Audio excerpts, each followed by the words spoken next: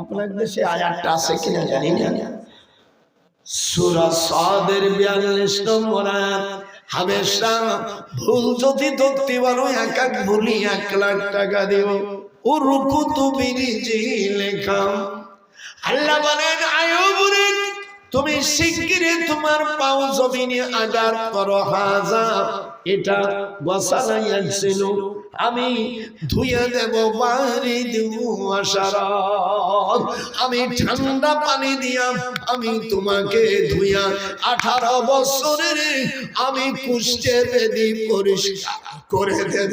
অন্য আয়াতে আল্লাহ বলেন ওয়া মিসলাহু মাহু রাহমাতাম মিন ইনদিনা।